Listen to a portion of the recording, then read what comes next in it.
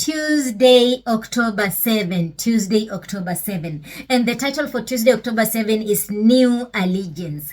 New Allegiance. And we are going to read from Joshua chapter 2, verse 12 to 21, and Exodus chapter 12, verse 13, 22, and 23. And as we read, we need to ask ourselves, how do these texts in Exodus help you understand the agreement between the spies and Rahab? How do these texts in Exodus help you to understand the agreement between the spies and Rahab? So let us begin with Joshua chapter 2, verse 12 to 21. Joshua chapter 2, verse 12 to 21. And my Bible in New King James Version says, "Now therefore I beg you, swear to me by the Lord, since I have shown you kindness, that you also will show kindness to my father's house and give me a true token." Number 13, "And spare my father, my mother, my brothers, my sisters, and all they have, and deliver our lives from death." So the men answered her, "Our lives for yours. If none of you tell this business of ours, and it shall be when the Lord has given us the land, that we will deal kindly and truly with you." 15, "Then she let them down by a rope through the window, for her house was on the city wall. She dwelt on the wall. And she said to them, 'Get to the mountain, lest the pursuers meet you. Hide there 3 days until the pursuers have turned. Afterward, you may go your way.'" Number 17, "So the men said to her, 'We will be blameless of this oath of yours which you have made us swear, unless when we come into the land, you bind this linen of scarlet cord in the window through which you let us down, and unless you bring your father, your mother, your brothers, and all your father's household to your house, to your own home. So it shall be that whoever goes out the doors of your house into the street, his blood shall be on his own head, and we will be guiltless. And whoever is with you in the house, his blood shall be on our head, if a hand is laid on him. And if you tell this business of ours, then we will be free from your oath which you made us swear." 21, "Then she said, 'According to your words, so be it.' And she sent them away. And they departed, and she bound the scarlet cord in the window." That was Joshua chapter 2, verse 12 to 21. And let us check out Exodus chapter 12, verse 13, verse 22, and verse 23. Verse 13 says, "The blood shall be a sign for you on the houses where you are, and when I see the blood, I will pass over you, and the plague shall not be on you to destroy you when I strike the land of Egypt." And verse 22 says, "And you shall take a bunch of hyssop, dip it in the blood that is in the basin, and strike the lintel and the 2 doorposts with the blood that is in the basin, and none of you shall go out of the door of this house until morning." And verse 23, "For the Lord will pass through to strike Egyptians, and when he sees the blood on the lintel and on the 2 doorposts, the Lord will pass over the door and not allow the destroyer to come onto your houses to strike you." That was Exodus chapter 12, verse 13, verse 22, and verse 23. And so, how do these texts in Exodus help you to understand the agreement between the spies and Rahab? So Rahab's deal is very clear. Life for life and kindness for kindness. The word "chaste" in Joshua chapter 2, verse 12, that is loving kindness, has a richness of meaning that is difficult to express in one word in other languages.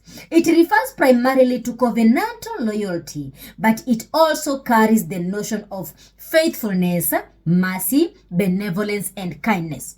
The words of Rahab also are reminiscent of Deuteronomy chapter 7, verse 12. So let us check out Deuteronomy chapter 7 verse 12, and it says, then it shall come to pass, because you listen to these judgments and keep and do them, that the Lord your God will keep you the covenant and the mercy which he swore to your fathers.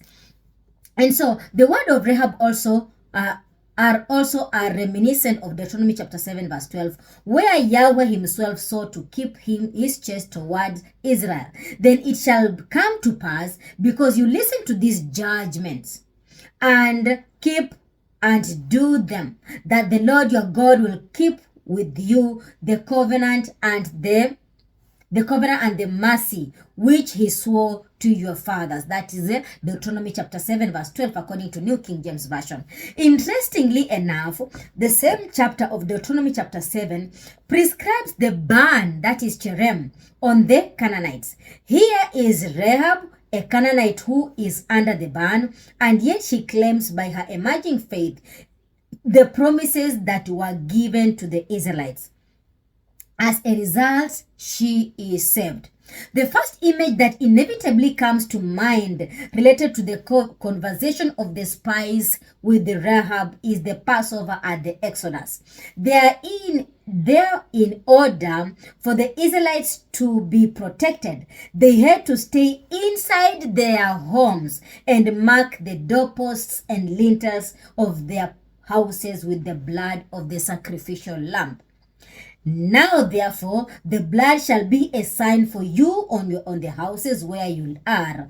And when I see the blood, I will pass over you, and the plague shall not be on you to destroy you when I strike the land of Egypt. And that is according to Exodus chapter 12 verse 13 and Exodus chapter 12 verse 22 and 23. We have already read that. So by obedience, the people were to give evidence of their faith. So all who hope to be saved by the merits of the blood of Christ should realize that they themselves have something to do in securing their salvation. I will repeat. By obedience, the people were to give evidence of their faith. So all who hope to be saved by the merit of the blood of Christ should realize that they themselves have something to do in securing their salvation. While it is Christ only that can redeem us from the penalty of transgression, we are to turn from sin to obedience. Man is to be saved by faith, not by works. Yet, his faith must be shown by his works. That is according to Patriarchs and Prophets, page 279. I will repeat.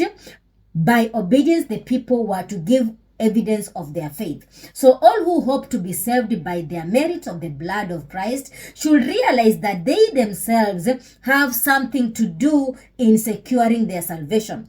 While it is Christ only that can redeem us from the penalty of transgression, we are to turn from sin to obedience. Man is to be saved by faith, not by works. Yet, his faith must be shown by his works. And that is according to Patriarchs and Prophets, page 279. And this book is written by Ellen G. White. So in that case, the blood was a sign that saved them from the destroying angel of God. As God spared the lives of the Israelites during the last plague in Egypt, the Israelites were to save Rahab and her family when this destruction reached Jericho. And the big question for Tuesday is, what powerful gospel message can we find in these two stories? What powerful gospel message can we find in these two stories? What gospel lessons can we take from them? What gospel lessons can we take from them? And that was Tuesday, October 7th. And the title was New Allegiance.